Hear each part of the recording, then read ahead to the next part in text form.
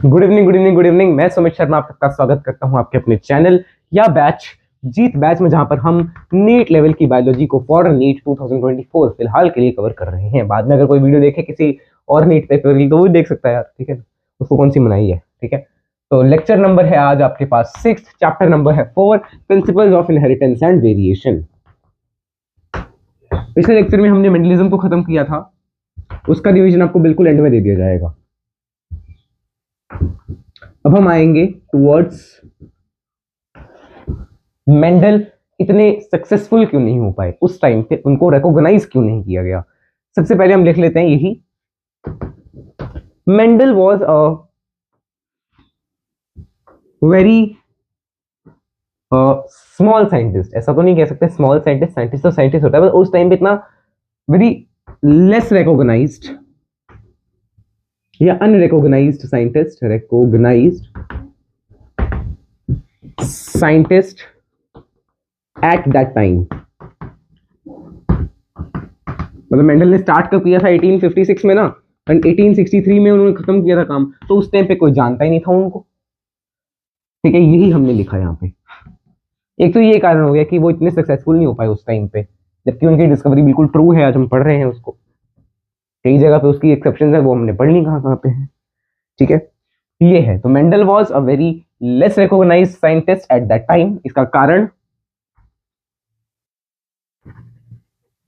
सबसे पहला, he included mathematics in biology, included maths calculations in biology. मतलब ratio वगैरह है ना, डाटा को हैंडल कर रहे थे इन बायोलॉजी। मैनी साइंटिस्ट, बाकी जो बायोलॉजिस्ट थे वो उनको कॉन्ट्राडिक्ट भी कर रहे थे। जैसे मेंडल ने क्या कहा कि फैक्टर्स हैं जो पास ऑन होते हैं, फैक्टर्स वेरिएशन क्रिएट करते हैं। Mendel's idea of factors passing on and responsible for and being the main, कारण को क्या कहते हैं, यू आर द वजह, वजह द मेन रीजन, रीजन लिख लेते हैं ना, the main cause, cause of inheritance and variation was not accepted by all biologists. उस टाइम पे सारे बायोलॉजिस्ट्स ने भी एक्सेप्ट नहीं किया कि कुछ है ऐसा फैक्टर नाम का, जिसको हम अभी तो जीन कहते हैं, जो पास हो रहा है। उस टाइम पे ऐसा हुआ कि किसी ने एक्सेप्ट ही नहीं किया। More over Mendel could not provide the physical proof of factor। Factor का फिजिकल प्रूफ भी नहीं दे पाए वो, कि एक फैक्टर क्या है कैसा है, फिजिकल प्रूफ तो नहीं दे पाए ना, ठीक है। तो इसको नोट करिए, ये था कारण मेंडल इतने ज्यादा उस टाइम पे रिकॉग्नाइज नहीं हो पाए या इतने फेमस नहीं हुए। फिर मेंडल को फेमस करने आए 3 जन, जिन्होंने क्या किया, जब माइक्रोस्कोप डिस्कवर हो गया, उन्होंने देख लिया अरे क्रोमोसोम तो है, क्रोमोसोम के अंदर हमें जीन भी दिख रही है जो पास ऑन हो रही है मियोसिस वगैरह में, मियोसिस में ही होगा ना यार सब कुछ, देखो। तो उससे उनको पता चल गया इनहेरिटेंस भी है, वेरिएशन भी है। किसके कारण है, एक चीज है जिसको मेंडल ने कहा फैक्टर, हम कहेंगे जीन, वो पास ऑन हो रही है, इसीलिए ये वेरिएशन और इनहेरिटेंस हो रही है, हो पा रही है। तो उनको पता चल गया कि Mendel was well correct, very very very correct. ओ यार ये कपड़ा है, मुझे मिल गया तो मैं इसी से कर देता हूँ साफ, कोई मेरे घर पे किसी को बताना मत। पता नहीं क्या है ये, कवर टाइप है मेरे ख्याल से, स्पीकर पे रखा होगा हमने, राइट। दूसरा कपड़ा कहाँ है, वो पुराना वाला भी यहीं पे है, पुराना वाला यूज कर लेते हैं, और कहीं आप बता दें किसी को, ठीक है। तो मेंडलिज्म, देखो मेंडलिज्म क्या था, वो इतना रिकॉग्नाइज नहीं किया गया। मेंडलिज्म को दोबारा से रिकॉग्निशन मिला जब 3 साइंटिस्ट्स जो थे, डीवरीज, कॉरन एंड शेरमार्क, उन्होंने मेंडल के काम को वेरीफाई कर लिया। After discovery of microscope, comma better studies of cell division were done. अब सेल डिवीजन की स्टडीज की गई और दिस लेड टू, इससे क्या हुआ, rediscovery of Mendelism, rediscovery of Mendelism, मतलब मेंडलिज्म का पुनर्जन्म, ठीक है ना, रीडिस्कवरी ऑफ मेंडलिज्म। और ये किन किन साइंटिस्ट के द्वारा किया गया, और ये तीनों साइंटिस्ट अलग अलग काम कर रहे थे, सेपरेटली काम कर रहे थे, ठीक है। डिवरीज, ह्यूगो डिवरीज इनका पूरा नाम है, आप इन्हें जेनेटिक एवोल्यूशन में भी पढ़ेंगे। ह्यूगो डिवरीज म्यूटेशन वगैरह के और एवोल्यूशन को म्यूटेशन के साथ जोड़ते हैं ये। डिवरीज, कॉरेंस एंड शेरमार्क, ठीक है, वर्कड सेपरेटली, वर्कड इंडिपेंडेंटली, ठीक है। तो जब माइक्रोस्कोप डिस्कवर हो गया, बेटर स्टडीज हो गई सेल डिवीजन पे, तो क्या हुआ, हम रीडिस्कवर कर पाए मेंडलिज्म को बाय ऑब्जर्विंग मियोसिस। मियोसिस में बिल्कुल सेम जैसा मेंडल ने कहा वैसा ही हो रहा था, ठीक है ना, by observing, by observing meiosis under microscope. फिर आपकी एनसीईआरटी में दे रखा है क्रोमोसोमल थ्योरी, अब हम वहीं पे आएंगे, इसको नोट करो। अब देखना क्रोमोसोमल थ्योरी पे आते हैं, इसके बारे में सिर्फ इतना ही दिया हुआ है, रीडिस्कवरी ऑफ मेंडलिज्म में इतना ही दिया हुआ है बस आपकी एनसीईआरटी में, तो हम इतना ही करेंगे ना यार, एनसीईआरटी से बाहर हम नहीं जाएंगे। Then comes chromosomal theory of inheritance. अब देखो क्रोमोसोम टर्म आना शुरू हो गया, पहले मैं तो ले रहा था बट तब उस टाइम पे था नहीं वो टर्म, बिकॉज क्रोमोसोम की डिस्कवरी नहीं हुई, मैं माइक्रोस्कोप आने के बाद हुई। क्रोमोसोमल थ्योरी ऑफ इनहेरिटेंस ये किसने दी, बाय सुटोन एंड थियोडोर बोवेरी।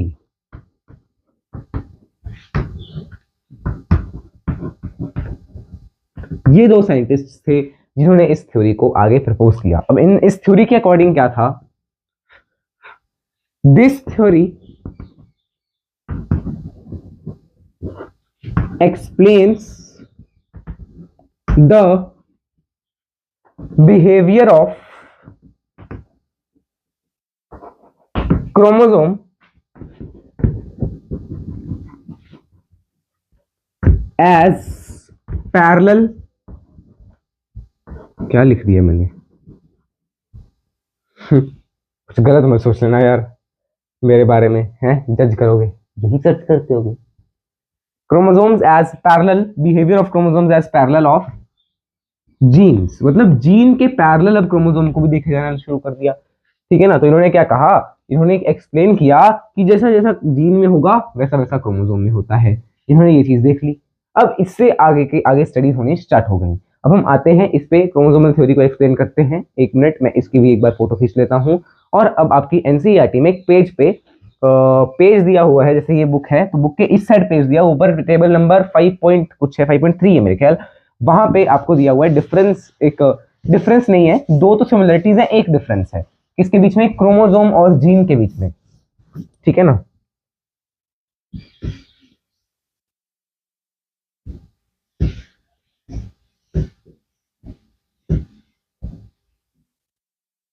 एक minute, let me check first, एक मिनट, ये कितना ठीक है, प्रॉपर दिख रहा है ना मेरे को। ये दिक्कत है कि ये वाइट ना दिखे ज्यादा, यस इट्स परफेक्ट।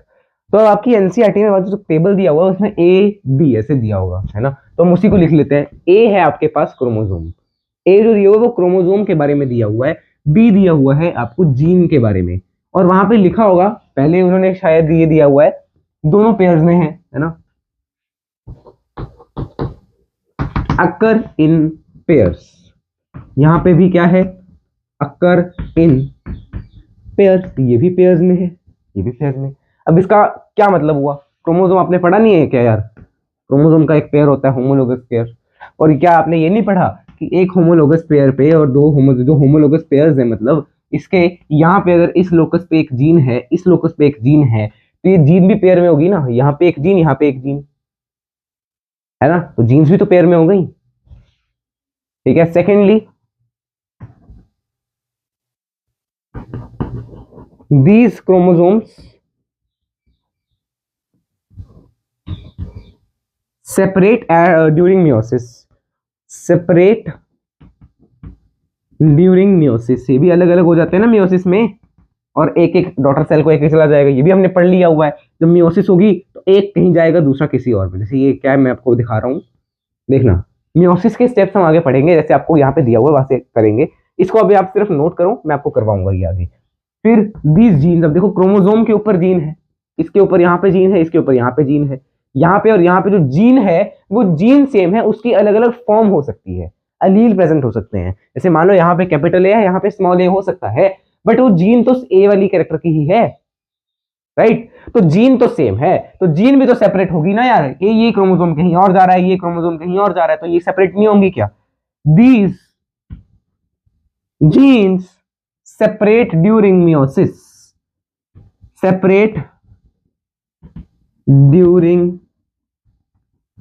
और एक्चुअली meiosis 1 में ये सेपरेशन हो जाती है। Then third point is the main difference का पॉइंट। थर्ड पॉइंट आपको क्या दिया हुआ है? Independent pair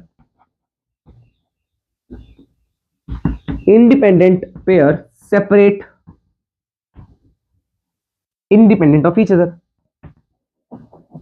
independent of each other, और यहां पे क्या लिखा हुआ है?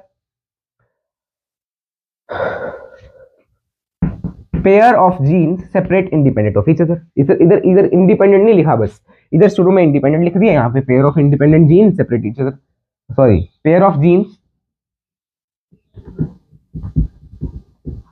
सेपरेट इंडिपेंडेंटली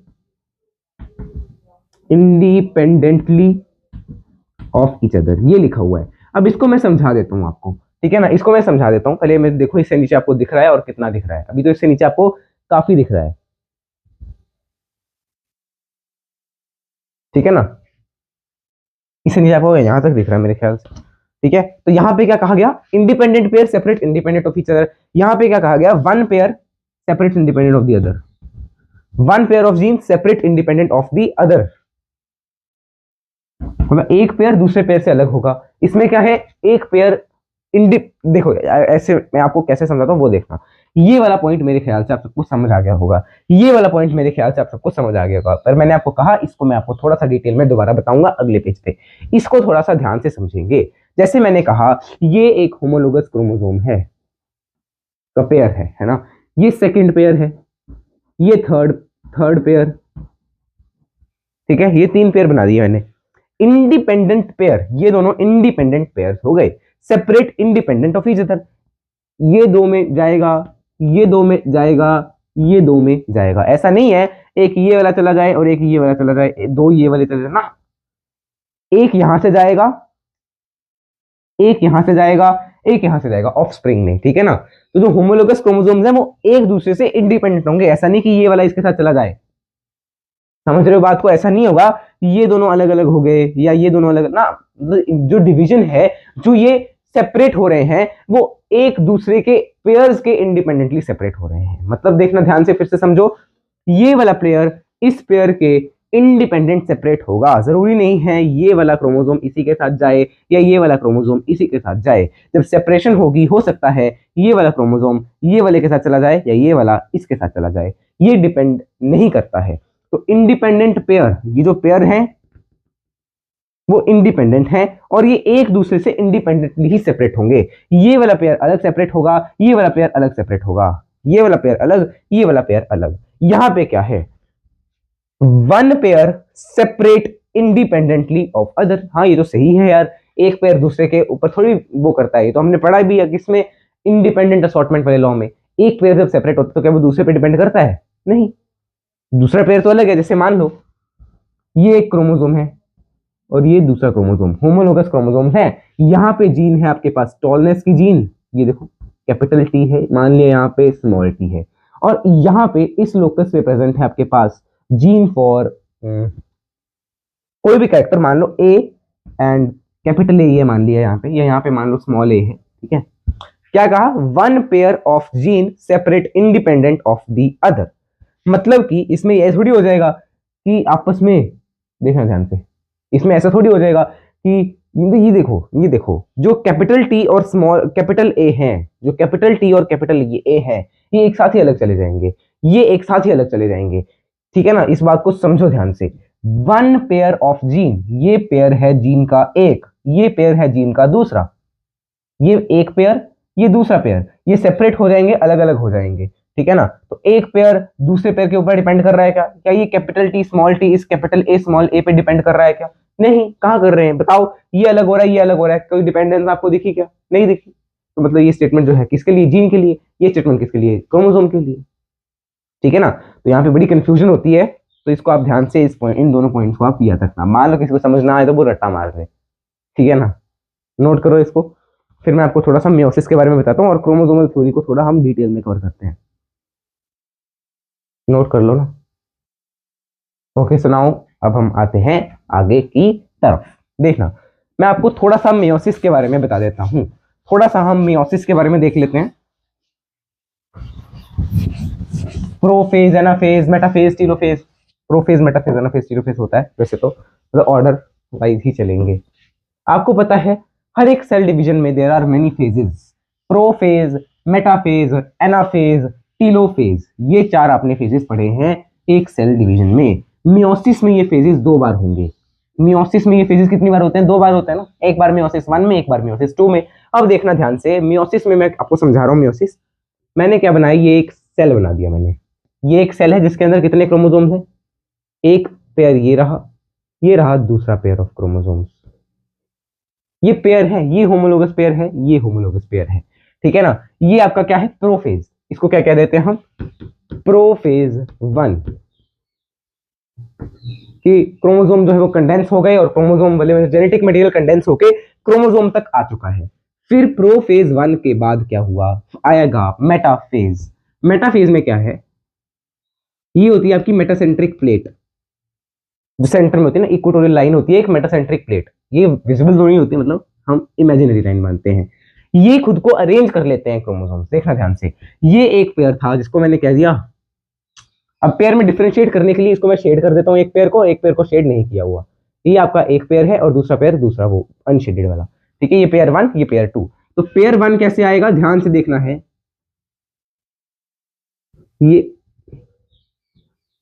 ये आ गया पेयर 1, ये आ गया पेयर 2, ठीक है। पेयर 1 में शेडिंग है, ये देखो, और ये पेयर 2 है। अब यहां पे क्या है? स्पिंडल, आपको पता ही। अच्छा, ये अगर किसी को ना बताओ तो ये हम पढ़ेंगे कहां पे? सेल साइकिल वाले चैप्टर में, ठीक है। ये स्पिंडल जाके यहाँ पे अटैच हो जाएंगे इन दोनों के साथ, और ये वाला स्पिंडल इन दोनों के साथ अटैच कर लेगा खुद को। अब देखो आगे क्या होगा। ये क्या है? मेटाफेज 1। अब ये जो होमोलोगस क्रोमोसोम से सेपरेट हो जाते हैं, आपको पता ही है, ठीक है ना। फिर क्या हो गया? ये दो सेल बन जाएंगे। चलो, दो सेल का फॉर्मेशन मैं आपको बाद में दिखाऊंगा ना यार। कब दिखाऊंगा? जब प्रोफेज दिखाऊंगा, ठीक है। अब देखना क्या है, ये है आपके पास सेल, ये आपकी मेटासेंट्रिक प्लेट, इस साइड क्या आ गया। अब जब जाते हैं ना तो इनकी शेप थोड़ी सी ऐसी हो जाती है, देखो ये ऐसे।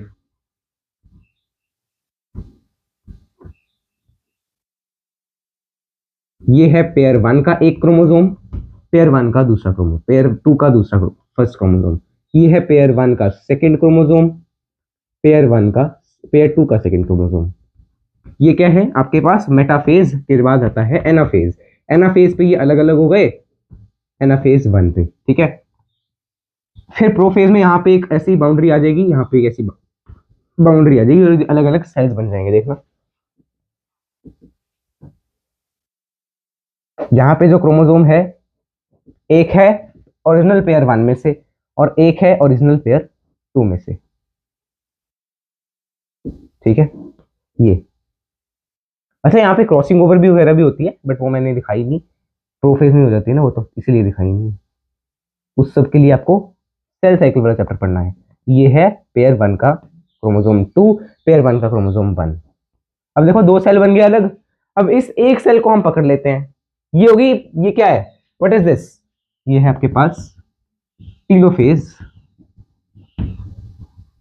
1। ठीक है, अब देखो यहां से मैंने ये इसमें अभी डिवीजन खत्म नहीं हुई, इसमें भी डिवीजन खत्म नहीं हुई। इसी कंटेंट के साथ क्या होगा, इसमें मियोसिस 2 स्टार्ट हो जाएगी। देखो इसी कंटेंट के साथ, इसी कंटेंट के साथ मतलब ये एक क्रोमोसोम, ये दूसरा क्रोमोसोम, एक क्रोमोसोम पेयर 1 का है ओरिजिनल में से, और एक क्रोमोसोम पेयर 2 का है ओरिजिनल में से। फिर क्या होगा, ये है आपके पास प्रोफेज 2, इसके बाद होगा मेटाफेज 2। अब ये खुद को मेटासेंट्रिक प्लेट पे अटैच करेंगे, और ये होमोलोगस थोड़ी है, होमोलोगस होते तो वो एक साइड दूसरी साइड ऐसे अटैच होते हैं। अब ये पूरा एग्जैक्ट मेटासेंट्रिक प्लेट पे अटैच होंगे। देखो ये आ गया क्रोमोसोम नंबर 1, ये आ गया क्रोमोसोम नंबर 2। क्रोमोसोम 1 पेयर 1 का क्रोमोसोम है इसलिए शेड कर देते हैं इसको, और क्रोमोसोम 2 पेयर 2 का है इसलिए अनशेडेड रहेगा। ये क्या है आपके पास मेटासेंट्रिक प्लेट है, यहाँ पे अब स्पिंडल है, यहाँ पे स्पिंडल है, ये यहाँ से अटैच हुआ, यहाँ से सेंट्रोमेयर पे अटैच होता है। फिर ये क्या करेगा, इस क्रोमेटिड को ऊपर खींच लेगा और ये नीचे वाले क्रोमेटिड को नीचे खींच लेगा। ठीक है ना, तो जब क्रोमेटिड अलग अलग हो जाएंगे, अब देखो क्रोमेटिड अलग अलग हो गए कैसे, ये एक क्रोमेटिड आ गया और ये दूसरा क्रोमेटिड आ गया, यहाँ पे भी ये एक क्रोमेटिड आ गया और ये दूसरा क्रोमेटिड आ गया। ठीक है ना, ये क्या हो गया आपके पास एनाफेज 1, ये लाइन आ गई आपकी मेटासेंट्रिक प्लेट। एनाफेज 1 के बाद क्या आएगा, टीलोफेज, सॉरी, ये क्या है, मेटाफेज 2 है, ये क्या है, एनाफेज 2 है। ठीक है, और इसके बाद आएगा टीलोफेज 2, जहां पे क्या दो और अलग अलग सेल्स आपको मिल जाएंगे। अब इसमें एक सेल में क्या है, अब देखना ध्यान से देखना है, ये क्रोमेटिड शेडेड वाला है बिकॉज ये है क्रोमोसोम फ्रॉम पेयर 1, ये है क्रोमोसोम फ्रॉम पेयर 1। ठीक है, अब इसके पास क्या है, एक ये क्रोमोसोम और एक ये क्रोमोसोम। क्या हम इनको क्रोमोसोम बोल सकते हैं, नहीं, ये क्रोमैटिन है, क्रोमोसोम तो पेयर को बोल देते हैं ना हम, ये एक और ये एक, उसमें दो क्रोमेटिड होते हैं ना, आपने पढ़ा तो है डिफरेंस उनका बीच में, क्रोमैटिन और क्रोमोसोम के बीच में। अब ये डॉटर सेल्स हैं आपके पास, ठीक है ना, ये क्या है, डॉटर सेल्स हैं। तो देख लो, अब ये दो डॉटर सेल्स तो एक इससे बनी है, एक इससे, अब दो इससे भी तो बनेंगी, तो चार डॉटर सेल्स बन गई कि नहीं। अब देखना ध्यान से, अब ध्यान से देखना है आपको कि मैं क्या बताना चाह रहा हूं। देखो मियोसिस में क्या क्रोमोसोम सेपरेट हो गए, मियोसिस में क्या क्रोमोसोम सेपरेट हो गए, ठीक है ना, और क्रोमोसोम के ऊपर मान लो इसके ऊपर जीन ए थी, इसके ऊपर जीन ए थी, ठीक है, वो भी सेपरेट हो गए, ठीक है ना, वो भी सेपरेट हो गए। ठीक है, इज इट ओके। तो इससे आपको थोड़ा आइडिया मिला होगा पिछले कुछ पॉइंट्स का, तो उनको इसको भी नोट करना चाहो कर सकते हो। अब मैं आपको थोड़ा सा और आगे डिटेल में बताता हूं। आपने देखा कि ये जीन्स जो है वो सेपरेट हो रहे हैं और आगे जा रहे हैं, ठीक है, ये जीन सेपरेट हो रहे आगे जा रहे, ठीक है ना। अब देखना ध्यान से, एक मिनट पहले आप इसको नोट कर लो। हाँ एक मिनट यार, डस्टर कहाँ गया, ये रहा। देखो अब आपको एनाफेज पता चल गया क्या है, एनाफेज मतलब जहां पे क्रोमोसोम अलग हो रहे हैं, एनाफेज 1 में क्रोमैटिड सेपरेट हो रहे हैं एनाफेज 2 में। अब इससे आपको थोड़ा सा आइडिया मिलेगा जो हम आगे कवर करेंगे। तो इन्होंने क्या कहा कि जो है इनका बिहेवियर क्रोमोसोम्स का एग्जैक्ट जीन्स के बिहेवियर को मैच कर रहा है या फैक्टर्स के बिहेवियर को मैच कर रहा है, जो कि किसने कहा था, मेंडल ने, चौक लेने गया था, ठीक है, जो कि किसने कहा, मेंडल ने कहा था। अब ध्यान से देखना इन्होंने क्या किया, आपकी एनसीईआरटी में दे रखा है, देखो कैसे, ये है क्रोमोसोम नंबर 1 जो कि शेडेड है, और ये है इसी का होमोलोगस, ठीक है। इसके अलावा देखो आपकी एनसीईआरटी में दिखा देता हूं आपको,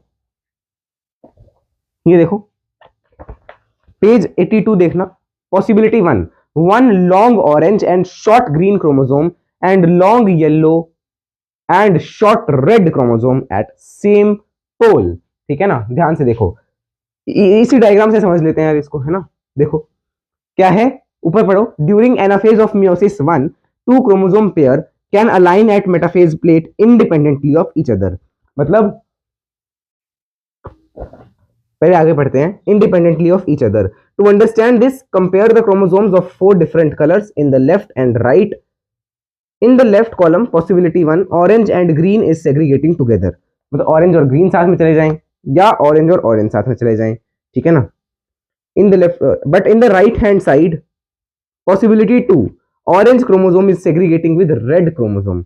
ऑरेंज वाला देखो रेड वाले के साथ जा रहा है कि नहीं, ठीक है ना। तो मैं इसको ऐसे ही समझाता हूं आपको, देखना जैसे उन्होंने समझाया ऑरेंज रेड वैसे ही करके समझा देते हैं। ये है आपके पास ऑरेंज क्रोमोसोम, ये है आपके पास येलो क्रोमोसोम, ये है आपके पास रेड क्रोमोसोम, ये है आपके पास orange yellow red green chromosome. ध्यान से देखना है। अब देखो क्या है, मियोसिस 1 हुई, मियोसिस 1 में ये मेटासेंट्रिक प्लेट है, ये इस साइड, ये इस साइड, ये इस साइड, ये इस साइड। एनाफेज 1 में क्या, ऑरेंज और रेड साथ में आ गए और येलो और ग्रीन साथ में आ गए। देखो एक जगह येलो ग्रीन, एक जगह ऑरेंज ग्रीन, ऑरेंज रेड। तो ये क्या है, मेटाफेज 1। अब ऐसा भी तो हो सकता है ऑरेंज के साथ ग्रीन आ जाता, रेड के साथ येलो आ जाता, हाँ ये भी हो सकता है। देखो ऑरेंज के साथ क्या आ गया, ग्रीन आ गया, ये है ऑरेंज, ये है ग्रीन, और येलो के साथ क्या आ गया, रेड आ जाएगा। देखो, और यही तो उन्होंने कहा था, किसी के साथ कोई भी क्रोमोसोम कोई भी जीन आ सकता है, किसी के साथ कोई भी फैक्टर आ सकता है। कहा था कि मेंडल ने कि नहीं, लॉ ऑफ सेग्रीगेशन तो हमने प्रूफ कर ही दिया, अलग अलग हो रहे हैं, सेग्रीगेट हो रहे हैं।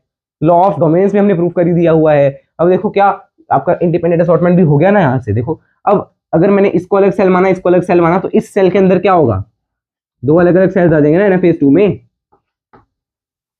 एनाफेज 2 में ऑरेंज रेड है तो ऑरेंज के क्रोमैटिड, देखो एक क्रोमैटिड यहां, एक क्रोमैटिड यहां, एक क्रोमैटिड यहां है, एक क्रोमैटिड यहां है। ये ऑरेंज है, ये रेड है। देखो आपके एनसीईआरटी में क्या ऐसा बना है कि नहीं, सेकंड पिक्चर में होगा ये।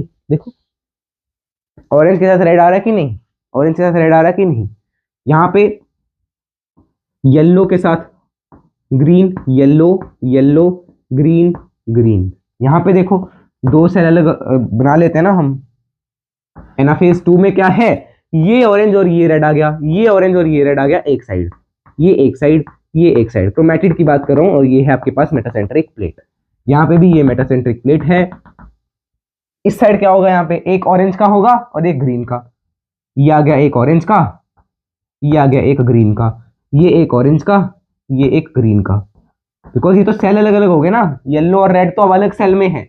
अब इसमें हम येलो रेड का बनाएंगे, एक येलो यहाँ है, एक येलो यहाँ है, एक रेड यहाँ है, एक रेड यहाँ है। ये है येलो येलो रेड रेड। देखो एनाफेज 2 में ऐसे हो जाएगा। अब एनाफेज 2 के बाद देखो उन्होंने लास्ट में क्या लिखा है, जर्म सेल्स बनाए। जर्म सेल्स मतलब इससे जो बनने वाले गमीट, बिकॉज इससे क्या बनते हैं, गमीट बनते हैं ना इससे। मतलब गमीट में क्या क्या हो सकता है, इससे दो अलग सेल बनेंगे, एक ओ आर। देखो ऑरेंज के साथ आ गया रेड, और सेकंड में भी यही है, ऑरेंज के साथ क्या आ गया, रेड। यहां से येलो के साथ आ जाएगा ग्रीन, येलो के साथ आ गया ग्रीन, और येलो के साथ आ गया ग्रीन एक और बार, येलो के साथ आ गया ग्रीन। तो देखो ऊपर से जो जैसे हो रहा है ना, उसी के बेसिस पे आपकी चार पॉसिबिलिटीज आ गई। अब अगर ऊपर से ये वाला कॉम्बिनेशन आ चुका होता साथ में, तो क्या आपकी बाकी पॉसिबिलिटीज देख लो। ऑरेंज के साथ ग्रीन, ऑरेंज के साथ ग्रीन, क्या पहले ग्रीन के साथ येलो था, हाँ था। अब कौन सा ऑरेंज है, तो ऑरेंज के साथ आ गया ग्रीन, ऑरेंज के साथ आ गया आपके पास ग्रीन। यहाँ पे येलो के साथ आ गया रेड, येलो के साथ आ गया रेड, और येलो के साथ आ गया रेड। देखो चेक करो, चेक करो क्या ये आपको सबको अच्छे से समझ आ चुका है। देखो यही पे इन्होंने यही तो कहा कि ये क्या हो रहा है, मियोसिस हो रही है, और मियोसिस में इंडिपेंडेंट असॉर्टमेंट हो रही है क्रोमोसोम्स की, इंडिपेंडेंट असॉर्टमेंट हो रही है। This is independent assortment of chromosomes. इससे क्या चीज पता चली, क्रोमोसोमल थ्योरी ऑफ इनहेरिटेंस, कि क्रोमोसोम्स में ही कुछ जीन्स हैं, क्रोमोसोम के अंदर ही तो होती है, क्रोमोसोम के ऊपर ही तो जीन्स होती है ना, ठीक है। तो फिर इससे हमें ये पता चला क्रोमोसोम का बिहेवियर और जीन का बिहेवियर पैरेलल है, क्रोमोसोम का बिहेवियर और जीन का बिहेवियर पैरेलल है। तो ये देखो आपको ऐसे मिल गया सब कुछ, प्रूफ वगैरह भी, इसका टेस्टिमनी दे दी मैंने आपको, ओपन टेस्टिमनी है, ठीक है ना। तो इसको नोट कर लो, इसको नोट कर लो जल्दी से। जिसने हेडफोन डाले हैं तंग आ गया होगा, नोट कर लो इसको, फिर आगे बढ़ते हैं। ठीक है ना। नेक्स्ट देखें, आपको दे रखा है लिंकेज का एक चीज। अब उसके ऊपर आते हैं, पहले मैं आपको समझा देता हूं, फिर मैं एनसीईआरटी के अकॉर्डिंग चलूंगा।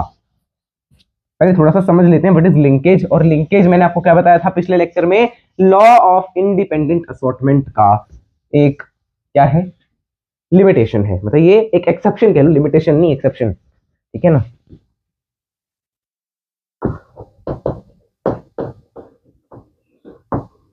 लिंकेज, देखो ये एक क्रोमोसोम है, ये इसका होमोलोगस क्रोमोसोम, ठीक है ना। आपको पता है non sister chromatids of homologous chromosomes में क्या होती है, क्या होती है, क्रॉसिंग ओवर। ये और ये नॉन सिस्टर क्रोमैटिड्स हैं, इसके इस लोकस पे और इसके इस लोकस पे सेम जीन प्रेजेंट होगी, सेम टाइप की जीन। मान लिया मैंने इसके यहाँ पे ए है, इसके यहाँ पे भी जीन ए हो गई, ठीक है ना। इसके पास ही एक और लोकस पे, इसके पास ही एक और लोकस पे जीन बी प्रेजेंट है और इसके पास भी जीन बी प्रेजेंट है, ठीक है। अब लिंकेज कब होगी, जब distance between any two genes is very less.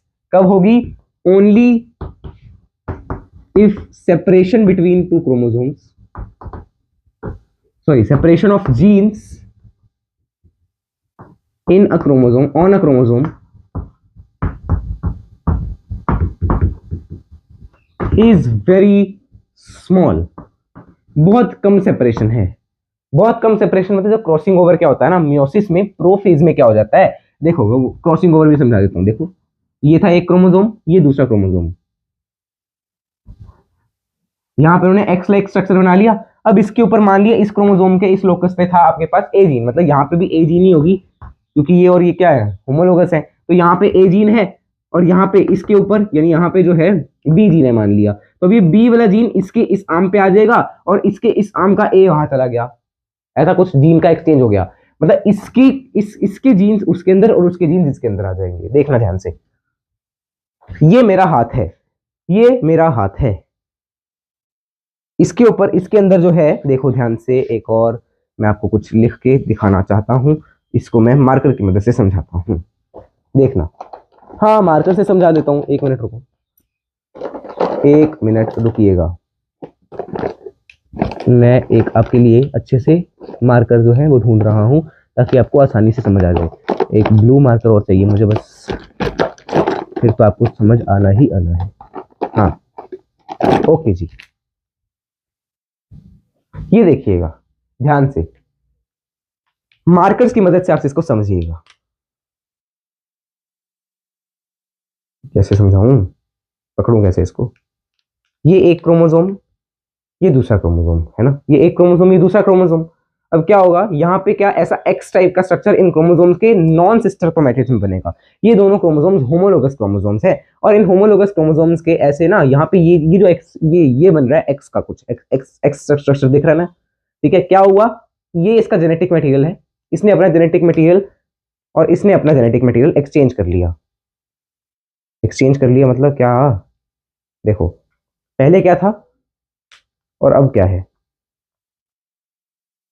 पहले अलग था और अब ऐसे हो गया, देखो, और अब ये अलग अलग हो जाएंगे, अब ये अलग अलग हो जाएंगे, देखो चेक करो, चेक इट आउट, ठीक है। इसको बोलते हैं इसको बोलते हैं क्रॉसिंग ओवर, ठीक है, इसको बोलते हैं क्रॉसिंग ओवर। अब अगर मान लो ड्यूरिंग क्रॉसिंग ओवर ये एक जीन गई ना, अब मान लो दूसरी जीन क्या थी, ये जो नीचे वाला ढक्कन है ना, ये जो नीचे खुलता जाता, ये आपकी जीन 2 है और ये जीन 1 है, इनके बीच में डिस्टेंस बहुत कम है। सेकेंडली इस पे भी ऐसा ही होगा, ठीक है ना, जीन्स के बीच डिस्टेंस कम है मान लिया,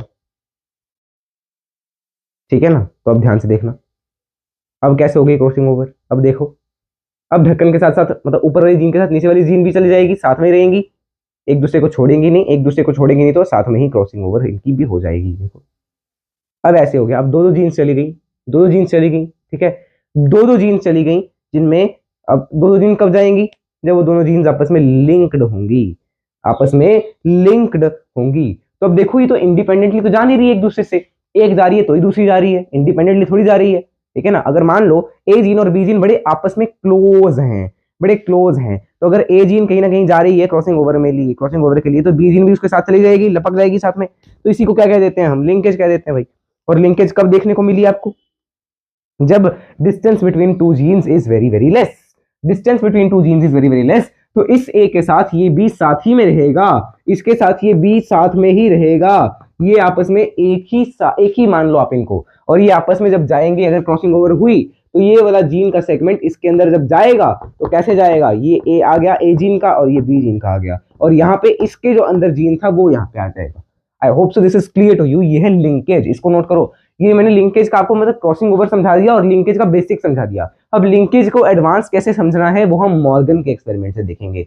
मॉर्गन ने क्रोमोसोमल थ्योरी को प्रूव करने के लिए, चेक करने के लिए एक एक्सपेरिमेंट किया, एक बग कह लो, ड्रोसोफिला मेलानोगास्टर पे, ड्रोसोफिला मेलानोगास्टर पे, उस पे उन्होंने एक्सपेरिमेंट किया। अब उस एक्सपेरिमेंट को हम आगे पढ़ते हैं और चलते हैं आगे। पहले मैं देखूं, एक मिनट, चलो पहले इसको नोट कर लो आप,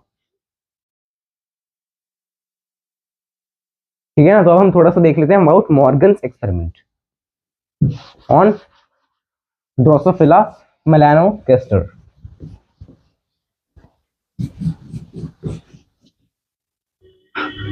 पहले तो हेडिंग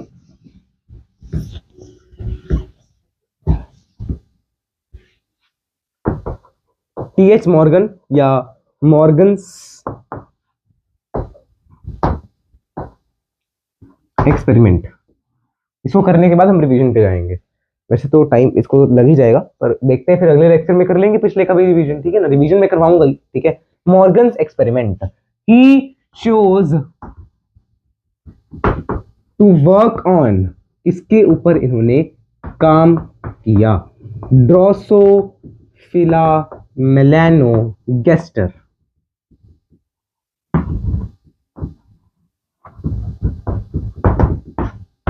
ठीक है ना। ड्रोसोफिला मेलानोगास्टर पे मॉर्गन ने काम करना स्टार्ट किया। अब ये काम कर क्यों रहे थे, ताकि ये जो ऊपर उन्होंने दिया ना, किसने किसने दिया था, सुटॉन और बोवरी ने जो थ्योरी दी, क्रोमोसोमल थ्योरी, ठीक है ना, उसको वेरीफाई कर सकें कि क्रोमोसोम क्या होता है, देख सकते हैं उनको, ठीक है ना। उसको देखना चाहते थे कि लॉ ऑफ इनहेरिटेंस मतलब सही में वैलिड हो रहा है कि ऐसे ही कह रहे हैं, ठीक है ना। तो वो इनको देखना था, तो इसलिए उन्होंने ड्रोसोफिला मेलानोगास्टर पे काम किया। ड्रोसोफिला मेलानोगास्टर को हम कहते हैं Cinderella of genetics, Cinderella of genetics. तो जेनेटिक्स में इसका काफी बहुत ज्यादा काम है, बहुत ज्यादा काम, ठीक है ना। ड्रोसोफिला मेलानोगास्टर को हम काफी, बैक्टीरिया में से इकोलाई बहुत यूज होता है जेनेटिक्स में, और यहाँ से ड्रोसोफिला मेलानोगास्टर बहुत यूज होता है। अभी क्यों यूज हो रहा है, बिकॉज सबसे पहले तो मैं इसके बारे में आपको थोड़ा बताता हूँ, पर अगले पेज पे कर लिखते हैं उसको, पहले इसको नोट कर लो आप। इसके बारे में थोड़ा सा मैं आपको बताता हूँ, किसके बारे में, ड्रोसोफिला मेलानोगास्टर के बारे में, ठीक है ना। अब लिंकेज की नींव तो मैंने रखी दी है, कैसे, अब वो कईयों में मजबूत होगी, कईयों में थोड़ी ढीली होगी। ढीली क्योंकि वो शायद सुन ना रहे हो, या शायद मेरी एंड से कोई कमी रह गई हो, आप मुझे कमेंट में बता सकते हैं। अरे इस लेक्चर में थोड़ी एनर्जी कम लगी, या इस लेक्चर में थोड़ा समझ कम आया, बट बाकी तो सही था, पिछला लेक्चर सही था, इसमें थोड़ा कम समझ आया, ठीक है, ऐसा आप बता सकते हैं, ठीक है ना।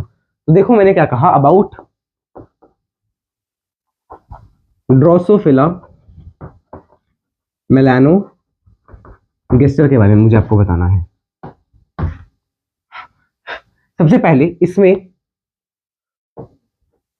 4 पेयर्स ऑफ क्रोमोसोम आपको देखने को मिलते हैं, 4 पेयर्स ऑफ क्रोमोसोम, ठीक है ना। 4 पेयर मिलते हैं, जिनमें से एक तो सेक्स क्रोमोसोम है और दूसरा ऑटोसोम, ठीक है ना।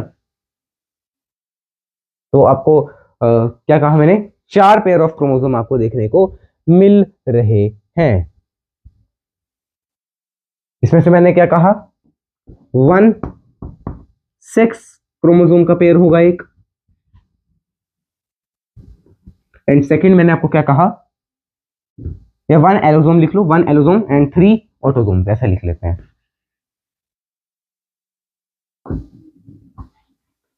3 autosomes,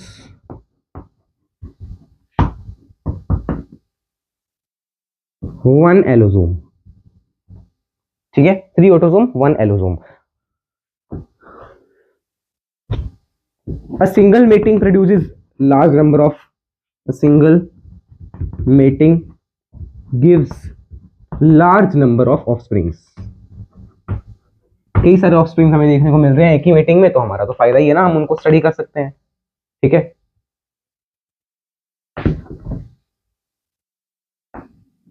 reproduction in less time, बड़ी कम टाइम में हमें मिल रहा है जो भी रिप्रोडक्शन से मिल रहा है। And differentiation between male and female easy, female and male easy. इसमें भी मेल के पास क्या है, एक एक्स क्रोमोसोम एक वाई क्रोमोसोम, फीमेल के पास एक एक्स क्रोमोसोम एक वाई क्रोमोसोम, तो फीमेल के पास एक एक्स और दूसरा भी एक्स, ऐसा होता है इसमें भी क्रोमोसोम में। ठीक है ना। एंड डिफरेंशियल या डिफरेंशिएबल कैरेक्टर्स हमें दिखने को मिल रहे हैं। Differentiable characters and their traits हमें विजिबल हैं, विजिबल ट्रेट्स हैं, हमें दिख रहे हैं सामने, आंख से आंख में दिख रहे हैं। जैसे एक ट्रेट तो हमें पढ़ा कैरेक्टर का कि स्टार्च वाले में हमने देखा ना, तो हमें दिख नहीं सकता था वो, हमें तो सिर्फ मतलब पता लग रहा था देख के, एक्सपेरिमेंट करके कि इसमें स्टार्च ज्यादा है, तो इसमें तो हमें देखने को मिलेगा। अब वो मैं आपको बताता हूँ क्या क्या आपको देखने को मिलेगा, ध्यान से देखना है। एक है बॉडी का कलर जो हम कंसिडर कर रहे हैं, बॉडी का कलर। एंड सेकंड है आईज का कलर। एंड थर्ड है आपके पास विंग का साइज। बॉडी का कलर कैसा है, दो तरह के कलर्स थे। बॉडी का एक कलर था आपके पास ब्राउन, जिसके लिए हमने क्या यूज किया, W+ यूज किया। ठीक है, और दूसरा है आपके पास वाइट, जिसके लिए हमने यूज किया W सिंबल। ठीक है ना, जैसे हम सिंबल यूज कर रहे थे ना उसमें भी, ये क्या है आपके ट्रेट्स हैं, ये क्या करेक्टर है, इस ट्रेट की ये एलील, इस ट्रेट की ये एलील। ठीक है ना। आईज का कलर, आईज का कलर या तो रेड है या तो येलो है। रेड के लिए हमने क्या यूज किया, ओ यार sorry, I am really sorry, एक मिनट, इसको पहले मैं झाड़ लेता हूं, एक मिनट अच्छे से। तो दोस्तों इसको झाड़ कर मैं वापस आ गया हूं, देख सकते हैं यहां पे मैंने थोड़ा सा आपको कर दिया ना कंफ्यूज, देखो तो इसी में ना टाइम निकल जाएगा। दोबारा देखते हैं, यहां पे मैं लिख रहा हूं डोमिनेंट,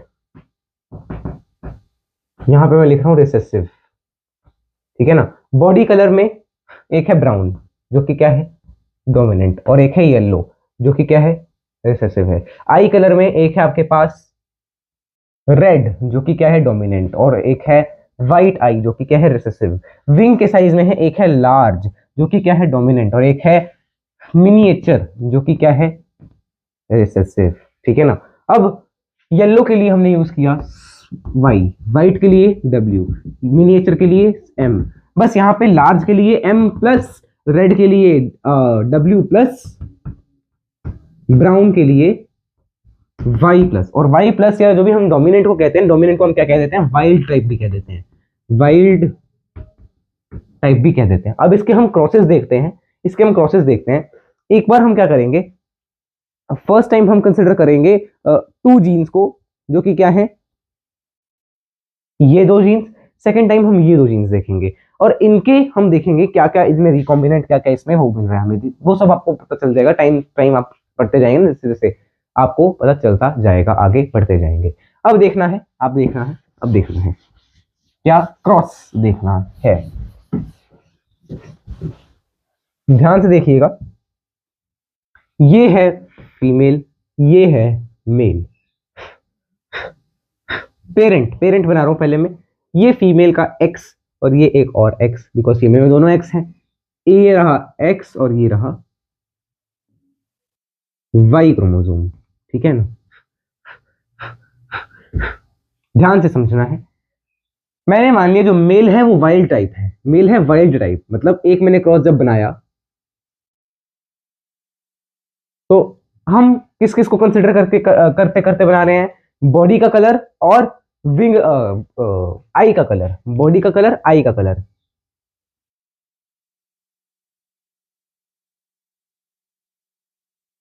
थोड़ा इसको ना ध्यान से पास पास में बनाना है इस बार। ये देखो, ये रहे, ये रहे आपके पास जीन्स। बॉडी का कलर क्या था जो डोमिनेंट था, ब्राउन। उसको हम कैसे रिप्रेजेंट करेंगे, W प्लस से। तो ये है W प्लस, ऊपर करके लिख देता हूँ, सॉरी यार, Y प्लस, और ये है आपके पास W प्लस, डोमिनेंट। अब यहाँ पे ये है क्या W, ये है क्या Y, ये है क्या Y, ये है क्या W। Y plus W plus, इस पे कोई जीन नहीं होता, ठीक है। ये Y क्रोमोसोम, ये X क्रोमोसोम। अब ध्यान से देखना, इसकी मैंने क्या बनानी है, F1 प्रोजेनी बनानी है। इसकी मैंने क्या बनानी है, F1 प्रोजेनी बनानी है। तो F1 प्रोजेनी कैसे बनेगी, देखना ध्यान से। या तो ये हो सकता है YW वाले क्रोमोसोम के साथ इस क्रोमोसोम के साथ ये वाला क्रोमोसोम चला जाए, या इस क्रोमोसोम के साथ ये वाला क्रोमोसोम चला जाए। अगर मान लो इसके साथ ये वाला चला गया तो एक क्या बनेगा, ये कॉम्बिनेशन बनेगा, ठीक है, जिसमें क्या है YW, ठीक है ना, YW। अब ये क्या है, F1 प्रोजेनी बना रहा हूं मैं, F1 प्रोजेनी YW। और दूसरा ये भी तो हो सकता है इसके साथ ये वाला चला जाए, तो इसके साथ चला गया ये YW के साथ Y plus W plus, YW के साथ चला गया। यार इसको थोड़ा पास पास में बनाना था यार, देखो कर दिया ना वही घोटाला। Y plus W plus, note करो, देखो ध्यान से, ये क्या है W है, ये क्या है W है, ठीक है ना। ये क्या है, मेल ऑफस्प्रिंग, ये क्या है, फीमेल ऑफस्प्रिंग। अब ये तो हो गया, ये इसके साथ चला गया, ये इसके साथ, मान लो ये भी तो जा सकता है, ये वाला इसके साथ जाएगा तो क्या मिलेगा, यही तो मिलेगा, ये वाला इसके साथ जाएगा तो क्या मिलेगा, यही तो मिलेगा। मतलब ये दोनों चीजें मिलेंगी, दो बार मिल जाएंगी, ठीक है ना। तो ये क्या F1 जनरेशन है, ये क्या F1, चेक कर लो F1, सबको आई होप तो क्लियर ही होगी। अब हम क्या करेंगे, F1 का क्रॉस करवाएंगे, है ना, F1 का क्रॉस करवाएंगे। पहले इसको नोट कर लो, इसको देखो, फिर F1 का क्रॉस करवाते हैं। इस साइड करवा दूंगा F1 का, ठीक है, इसकी भी एक बार फोटो खींचता हूँ, ठीक है। तो इस साइड बना देता हूँ। ये है आपके पास F1 जनरेशन, ठीक है, जिसमें से ये मेल है, ये फीमेल, ये F1। अब देखना, इनके बीच का एक क्रॉस दिखा रहे हैं, F2 जनरेशन यहाँ पे बना रहा हूँ। अब इनके बीच का जब क्रॉस होगा तो ये हो सकता है ये वाला इसके साथ, या ऐसा देखो, ये दोनों आपस में आए, ये दोनों आपस में आए, ये भी तो हो सकता है ये वाला इसके साथ चल जाए, ये वाला इसके साथ चल जाए। अगर देखो ये हो रहा है तो क्या होगा, F2 प्रोजेनी में ये वाला इसके साथ, मतलब YW के साथ ये, तो देखो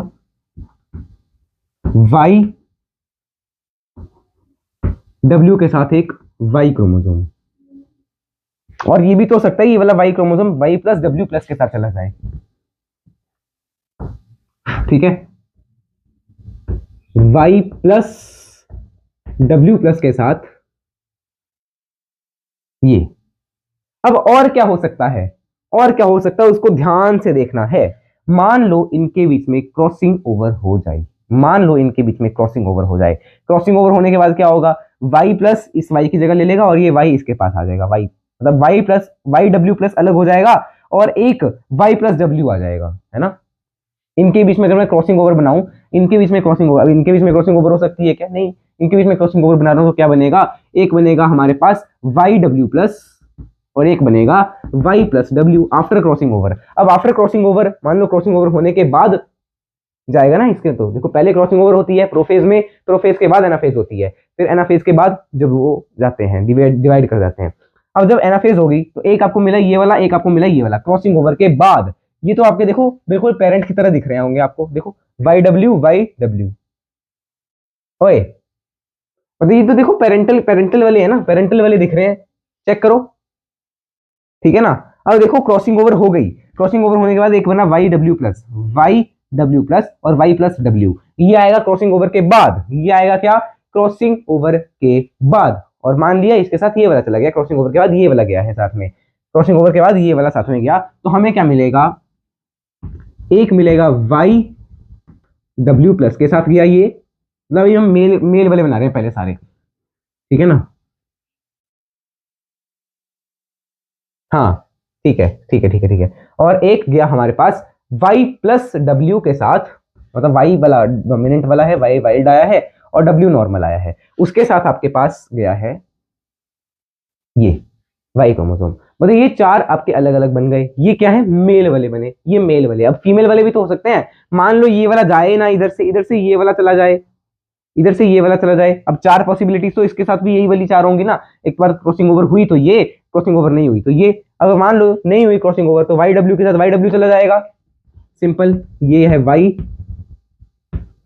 डब्ल्यू, इसके साथ गया ये वाई डब्ल्यू, वाई डब्ल्यू के साथ Y W. Second, Y W के साथ वाई प्लस डब्ल्यू प्लस, देखो वाई डब्ल्यू के साथ वाई प्लस डब्ल्यू प्लस जा सकता है।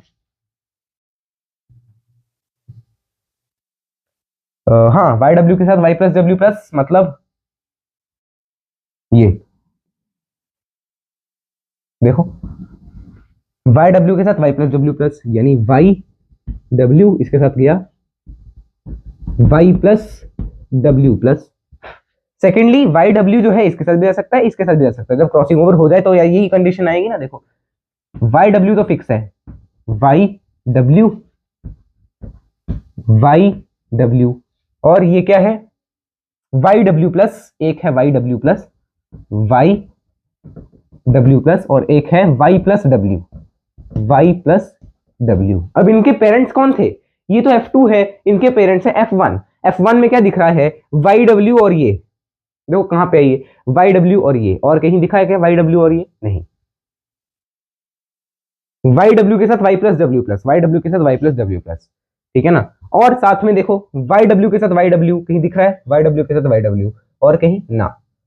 वाई प्लस डब्ल्यू प्लस के साथ ये वाला, ये नहीं दिखा ना। अच्छा ये तो रहा वाई प्लस डब्ल्यू के साथ ये वाला, तो इसको मैं यहाँ पे बना लेता हूँ और इसको वहां पे बना देता हूँ, कोई फर्क नहीं पड़ रहा इससे। देखो बस इसमें क्या हो गया, इस साइड जो है ये आपके पेरेंटल वाले हैं। देखो सारे पेरेंट्स हैं यहाँ पे, वाई डब्ल्यू के साथ मेल, वाई डब्ल्यू के साथ मेल वाला, मतलब वाई डब्ल्यू और एक दूसरा Y chromosome, Y plus W plus के साथ वाई क्रोमोसोम, तो वाई प्लस डब्ल्यू प्लस के साथ वाई क्रोमोसोम, ये भी पेरेंटल जीनोटाइप है। ये देखो वाई डब्ल्यू के साथ वाई डब्ल्यू, वाई डब्ल्यू के साथ वाई डब्ल्यू, वाई डब्ल्यू के साथ Y plus W plus, Y W के साथ वाई प्लस डब्ल्यू प्लस। ये है आपके पास पेरेंटल टाइप जो आपको मिल गए। और यहां पे आपको क्या मिले, रिकॉम्बिनेंट। रिकॉम्बिनेंट मतलब जो न्यू मिल रहे हैं उनको बोलते हैं रिकॉम्बिनेंट। तो ये क्या है आपके पास, रिकॉम्बिनेंट्स। इसको नोट कर लेना यार, यहाँ पे लिखा नहीं गया अच्छे से, रिकॉम्बिनेंट्स। और इस केस में क्या होता है, parental type are very high, 98.7%। ये लिख देता हूं 90, नीचे जगह है, लेट मी चेक कि आपको नीचे दिख रहा है, नहीं दिख रहा। नहीं दिख रहा तो फिर मैं आप क्या कहाँ लिखूंगी, यहाँ पे लिख देता हूँ 98.7% पेरेंटल टाइप है। और ये वाले आपको मिलते हैं इन सबको मिला के कितना परसेंट बना, इसमें से हटाओ 1.3%। अब रिकॉम्बिनेंट देखो कितने कम मिले और ये देखो कितने ज्यादा मिले, ठीक है ना।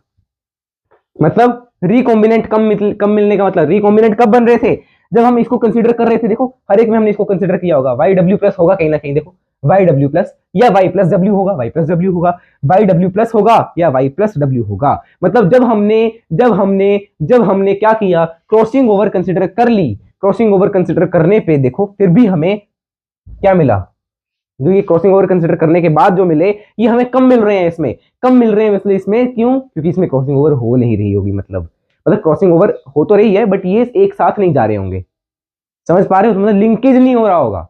हमने तो क्या माना था, क्रॉसिंग ओवर तो हो ही रही है ना, बट लिंकेज इसमें देखो, इसका मतलब क्या है कि y और w साथ में रह रहा, y प्लस डब्ल्यू प्लस साथ में रह रहे। देखो क्योंकि ये वाले ज्यादा मिले तो मतलब यही ज्यादा मिले तो मतलब ये प्रोमिनेंट है। देखो y प्लस डब्ल्यू प्लस साथ में रह रहे होंगे, मतलब y w साथ में रह रहे होंगे, मतलब y w साथ में रह रहा होगा, मतलब ठीक है। y प्लस डब्ल्यू प्लस साथ में रह रहा है, y w साथ में रह रहा है। देख लो यही दोबारा मिल रहे हैं। अब ऐसा क्यों है, क्रॉसिंग ओवर के बाद भी हमें जो रिकॉम्बिनेंट है वो इतने कम क्यों मिले, क्योंकि ये दोनों अलग हो ही नहीं रहे, ठीक है ना। ये अलग हो ही नहीं रहे, अलग हो रहे तो हमें बहुत कम मिल रहे। बहुत कम मिल रहे का मतलब रिकॉम्बिनेंट कम है, रिकॉम्बिनेंट कम है मतलब क्रॉसिंग ओवर हो तो रही है बट अलग नहीं हो रही, और अलग नहीं हो रही मतलब लिंकेज हो रही है। आपको अभी तो बताया, इसलिए मैंने क्या कहा था, शुरू में ही कहा था डिस्टेंस थोड़ा कम रखना इनमें। इससे आपको पता चला कि ड्रोसोफिला में लिंकेज हो रही है, ठीक है ना। और लिंकेज हो रही है इसीलिए तो देखो पेरेंटल कितने ज्यादा मिले और ये कितने कम मिले। अब जब हम अगला एग्जांपल करेंगे तो कल अगले लेक्चर में हो पाएगा, बिकॉज अभी टाइम देखो 54 तो हो गए आपके, है ना। वो तो अगले उसमें हो पाएगा। ये हमने किसका क्रॉस बनाया, female with yellow body and wild type मतलब ब्राउन है उसका, ओ यार रेड आईज है, रेड आइड येलो, और ये क्या है red eyed yellow, sorry red eyed brown, ठीक है ना। इनका हमने क्रॉस किया, ये हमें मिला F2, ये क्या है F2, F2 जनरेशन। देख लो F2 में कितना हमें फर्क दिख रहा है। अब इससे हम जो बताएंगे ना कि क्यों मिल रहा है ऐसा, तो वो हम देखेंगे अगले लेक्चर में कि ऐसा क्यों हुआ, बिकॉज अभी हमें पिछले लेक्चर की रिवीजन भी तो करनी है यार, ठीक है। चलो पिछले लेक्चर को रिवाइज कर लेते हैं एक बार, यहां तक आपको इसको याद करके आना है। इसी की तरह एक और क्रॉस आपको अगले लेक्चर में देखने को मिलेगा। अगले लेक्चर में ये वाला क्रॉस भी मैं आपको थोड़ा सा दोबारा रिवाइज करवाऊंगा, बिकॉज अगर आपको ये क्रॉस रिवाइज नहीं होगा तो आप क्रॉसिंग ओवर समझ नहीं पाएंगे, लिंकेज समझ नहीं पाएंगे, ठीक है ना। तो इसको नोट कर लो, इसको एक बार नोट कर लो, और ये बहुत इंपॉर्टेंट कंसेप्ट है आपके लिए। लिंकेज बहुत इंपॉर्टेंट कंसेप्ट है। देखो जब दूरियां कम तो रिकॉम्बिनेंट भी कम मिले, दूरियां कम होने पे रिकॉम्बिनेंट कम मिले, बिकॉज दोनों साथ में जा रहे हैं। अगर अलग अलग होते तो ज्यादा वेरिएशन हो सकती थी, एक मतलब अलग अलग हो गए मान लो, तो एक कहीं जा रहा है, एक कहीं जा रहा है, एक कहीं जा रहा है, एक कहीं जा रहा है, ज्यादा वेरिएशन। अब इसमें ज्यादा वेरिएशन हो ही नहीं रही, ज्यादातर हमें यही वाले मिल रहे हैं, तो बड़े कम मिल रहे हैं, वेरिएशन कम हो रही है, रिकॉम्बिनेंट कम मिल रहे हैं। कम कब मिल रहे हैं, जब डिस्टेंस कम है, तो डिस्टेंस कम है मतलब लिंकेज है, तो linkage inversely proportional to distance between genes, ऐसा आप लिख सकते हैं। अब बाकी तो हम इसको लिंकेज को समराइज अब अगले लेक्चर में करेंगे, और अगला एक और क्रॉस है आपकी एनसीईआरटी में, वो हम अगले लेक्चर में बनाएंगे। ये तो हमने तब देखा जब लिंकेज हो रही है, अब लिंकेज ना हो तो देखना आपको रिकॉम्बिनेंट कितने ज्यादा मिलेंगे, देखना वो अगले लेक्चर में दिखेगा आपको। अगर लिंकेज ना हो तो, इसमें तो लिंकेज हो रही थी, अगर लिंकेज ना हो तो आप अगले लेक्चर में देखेंगे। अब हम आते हैं revision of lecture number 5। Lecture 5 में हमने देखा था dihybrid cross of Mendel. Dihybrid cross को हमने एक बार आपको बना के दिखा देता हूं मैं। डाई हाइब्रिड क्रॉस का F2 जनरेशन, F1 और F1 देखना। F1 में क्या था, R R Y Y round yellow seed, small r small r small y homozygous, यानी कि आपको क्या लेने हैं, होमोजाइगस स्पीशीज लेने हैं, ठीक है ना। तो इसमें से क्या मिलेगा आपको meet, capital R capital Y, इसमें से स्मॉल r स्मॉल y, तो आपस में मिक्स करेंगे तो capital R small r capital Y small y, ये आपको मिलेगा। अब इससे गमीट कौन कौन से मिलेंगे, capital R capital Y capital R small y, small r capital Y small r small y, जो कि आपके F2 जनरेशन की तरफ हमें भगाएंगे, हमें दिखाएंगे, F2 जनरेशन के दर्शन करवाएंगे, ठीक है ना। ये क्या F1 में से क्या क्या गमीट मिलेंगे, capital R capital Y capital R capital Y capital R small y capital R small y, ठीक है। Small r capital Y small r small y, small r capital Y small r small y। अब आपको बस इसको बस F2 generation पूर्ण square से बना लेनी। देखो कैसे बनाएंगे, capital R capital R capital Y capital Y, capital R capital R capital Y small y, capital R small r capital Y capital Y, capital R small r capital Y small y, इधर capital R small r capital Y small y, capital R small r capital Y small y, capital R small r capital Y small y, ठीक है ना। और देखो capital R capital R capital small y small y, capital R capital R capital Y small y, capital R small r capital Y capital Y, capital R small r small y small y, small r capital Y small y, small r small y small y, और यहाँ पे 3 रह गए बस, capital R small r small y small y, small r capital Y small y, small r capital Y capital Y, ठीक है ना। ये आपके पास मिलेंगे। अब इनको अगर आप देखें तो आपको रेशो कौन सी मिलेगी, वो मैं आपको रेशो डायरेक्ट बता रहा हूं, क्या 1:9:3:3:1, ये है फिनोटिपिक रेशो, जिसमें ये क्या है, राउंड येलो, ये क्या है, रिंकल्ड ग्रीन, ये क्या है, राउंड ग्रीन, ये क्या है, रिंकल्ड बट येलो। ये है आपके पास फिनोटिपिक रेशो। इसको हम निकाल कैसे सकते हैं, ये हमें वेरीफाई करनी है। मान लो वेरीफाई कैसे कर सकते हैं, देखना, एक आपने ट्रेट लिया इसकी शेप, एक आपने लिया इसका कलर। शेप के लिए मैंने क्या लिख लिया, शेप के लिए मैंने लिख लिया जो F2 जनरेशन आपको आई थी। अगर मैं सिर्फ शेप को कंसिडर कर रहा हूं, मतलब मोनो हाइब्रिड क्रॉस, अगर मैं सिर्फ शेप का बना रहा हूं, तो उसमें मुझे क्या क्या मिला था, अगर मैं सिर्फ शेप को कंसिडर कर रहा हूं, एक मुझे मिलेगी शेप जो कि कैसी है, राउंड, और एक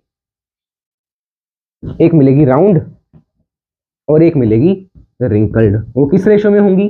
राउंड विल बी 3:1। ये आपने पढ़ा मोनो हाइब्रिड क्रॉस में 3:1। और सेकेंड कैरेक्टर जो हमने कंसिडर किया है वो क्या है? Green and yellow.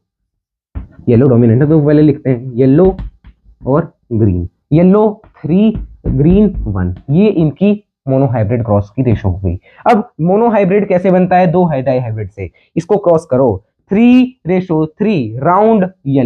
Round yellow कितने? 3 × 3 9। राउंड ग्रीन कितने? 3 × 1 3। रिंकल्ड येलो कितने? 1 × 3 3। रिंकल्ड ग्रीन कितने?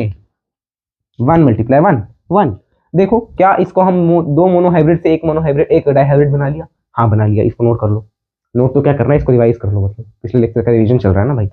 और देखो और देखो और देखो और देखो। अब हम आते हैं इसकी जीनोटिपिक रेशो। जीनोटिपिक रेशो तो होगी फिनोटिपिक, यहाँ पे हमने फिनोटाइप देखा। अब जीनोटिपिक रेशो देखना ध्यान से। जीनोटिपिक रेशो की तरफ आते हैं। ये क्या चल रहा है? रिवीजन ऑफ लेक्चर 5 चल रहा है। जीनोटिपिक रेशो देखना क्या मिलेगी? 1। मैं आपको वैसे समझाता हूं, देखो अगर आप मोनो हाइब्रिड क्रॉस देखेंगे, capital R cross small R आपको मिलेगा capital R small are F1 में। फिर F1 को अगर आप क्रॉस करेंगे तो आपको मिलेगा कैपिटल आर स्मॉल आर, जो कि किस रेशो में? 1:2:1 की रेशो में। तो यही मैं यहाँ पे लिख लेता हूँ 1RR ratio 2 capital R ratio small R multiply by, because ये एक मोनो हाइब्रिड क्रॉस हो गया जो कि हमने राउंड कैरेक्टर को कंसीडर किया।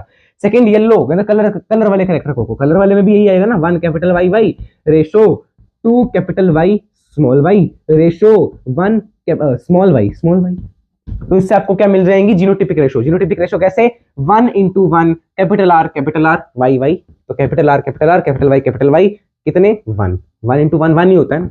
Ratio capital R capital Y, तो capital R capital Y small Y है ना, तो 1:2 रेशो कैपिटल आर को अगर हम स्मॉल वाई से मल्टीप्लाई करेंगे तो 1 को मल्टीप्लाई कर रहे हैं किससे? 1 से, तो 1 ही आएगा दोबारा से। Capital R small Y ratio capital R small R को कैपिटल वाई से,